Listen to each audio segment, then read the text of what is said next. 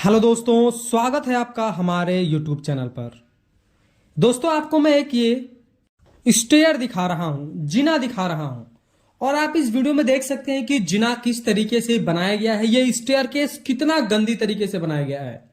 ये stair case देख के ही लग रहा है कि इस पे चढ़ने से जान जा सकती है, इस चढ़ने से जो है आदमी गिर सकता है, ये सीढ़ी टूट सकती है। ये बिल्कुल सीढ़ी एकदम खराब हो गया है और इसीलिए मैंने टाइटल में डाला है कि जानलेवा सीढ़ी से सावधान रहिए। यह सीढ़ी जानलेवा ही है। यह सीढ़ी को बनाते समय जनरली 3 मिस्टेक ऐसी कर दी गई है जिसकी वजह से इस सीढ़ी को इस तरीके का टाइटल देना पड़ रहा है। क्लाइंट जब साइट पे बुलाया इस चीज को दिखाने के लिए, तो हम आकर साइट पर क्या देखते हैं वो हम आपको वीडियो की हेल्प से दिखा रहे हैं कि जो हमारा सीढ़ी बना हुआ है वो बिल्कुल टूटा फूटा हुआ बना हुआ है। जो हमारा जिना है वो एकदम टूट फूट सा गया है। कहीं पर सरिया दिख रहा है, कहीं नीचे से कंक्रीट नहीं है। बिल्कुल गलत तरीके से, जिस तरीके से कहे कि बिल्कुल लापरवाही के साथ काम किया जाता है, उस तरीके से यहां पर ठेकेदार और मिस्त्री ने लापरवाही के साथ काम करा और बिल्कुल भी इस स्टेयर को चौपट कर दिया है। तो ये स्टेयर क्या है, एक बहुत ही जो हमारे कंस्ट्रक्शन का एक इंपॉर्टेंट कंपोनेंट है आपको एक छत से दूसरे छत जाने के लिए। और अगर ऐसे स्टेयर का आप यूज करते हैं ऊपर जाने के लिए, तो आप यकीन माने कि ये छत कभी ये जो है स्टेयर कभी भी क्रैक कर सकता है और कभी भी कोई खतरा हो सकता है। तो इसको बनाने में जनरली 3 मिस्टेक करी गई है।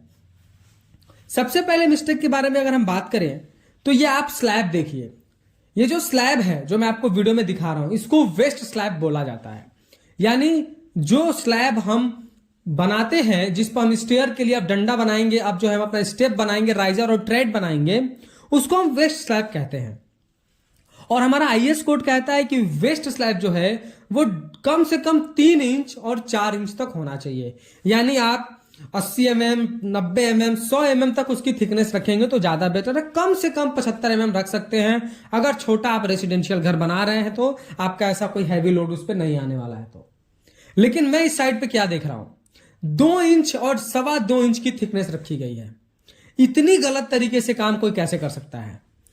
बिल्कुल भी वेस्ट स्लैब जो हमारा स्टैंडर्ड है वहां पर बिल्कुल फॉलो नहीं करा गया। तो ये इसका फेल होने का एक बड़ा रीजन हो सकता है, क्योंकि ये खुद इतना पतला है कि ये अपना लोड बियर करने में के लिए कैपेबल नहीं है।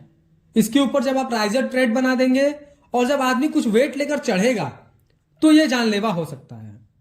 दूसरा, आप वीडियो के मैं आपको दिखा रहा हूं क्लियरली, आप अच्छे से देखिए कि इसमें सरिया दिख रहा है जो जंग खा चुका है। तो सरिया दिख रहा है और सरिये में जंग लग चुका है। यह कैसे हुआ? जब छत की ढलाई करी गई तो सरिये को ऊपर नहीं उठाया गया, कंक्रीटिंग कर दी गई। जब शटरिंग खोला तो क्या देखा कि हमारे नीचे से जो स्टील दिख रहा है, और स्टील वेदर टू एक्सपोज था, यानी दिख रहा था, तो उस पर मौसम का इफेक्ट होता है। ठंड और बरसात में उसमें नमी आने लगी और हमारा स्टील है, आप देखिए बिल्कुल जंग खा चुका है। अब ये स्टील इसमें काम के लायक नहीं रह गया है। तो ये सरिया कभी भी साथ छोड़ सकता है कंक्रीट का, नीचे से कंक्रीट टूटकर गिर सकता है। ये अब एकदम यूजेबल नहीं है, क्योंकि ये 3 साल पुरानी स्टेयर है। 3 साल पहले इसको बनाया गया था।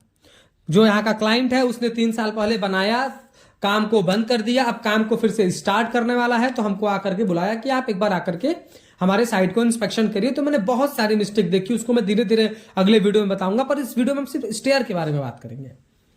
तो मिस्टेक क्या करी गई, कवर ब्लॉक नहीं लगाया गया।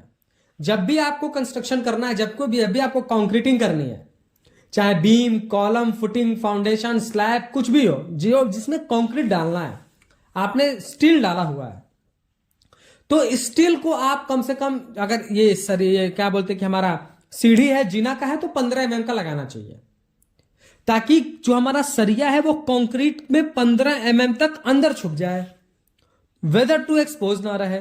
और यहां पर वही मिस्टेक हुई, कंक्रीट डाला, सरिया दब करके नीचे चला गया, सरिया उठाया ही नहीं गया। और कवर ब्लॉक लगाया गया होता तो सरिया टंग गया होता, कंक्रीट में छुप गया होता। तो यहां पर दूसरी मिस्टेक क्या करी गई, कवर ब्लॉक नहीं लगाया गया, जिसकी वजह से सरिया दिख रहा है और जंग खा रहा है। और तीसरा सबसे बड़ी मिस्टेक, आप नीचे से देखिए पूरा का पूरा हनीकॉम आ गया है। हनीकॉम किसी भी हमारे आरसीसी मेंबर में नहीं आना चाहिए। हनीकॉम आने का मतलब कि उसके स्ट्रेंथ के साथ आप खिलवाड़ कर रहे हैं। और यहां पर आप देखिए कितना सारा हनीकॉम्ब आया है। इसके दो वजह है।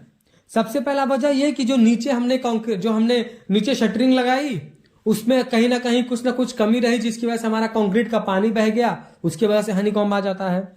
और दूसरा, हम जब कंक्रीटिंग करते हैं तो उसमें वाइब्रेटर नहीं चलाते हैं, उसको कॉम्पैक्ट नहीं करते हैं, उसको स्प्रेड नहीं करते हैं। हमने बस लेबर ने जहां डाल दिया वहां हमने बराबर कर दिया। तो वो मिस्टेक भी यहां पर है, वाइब्रेटर न चलाने की वजह से इतना ज्यादा हनीकॉम्ब आ गया है और ये कंस्ट्रक्शन में अब यूजफुल नहीं है।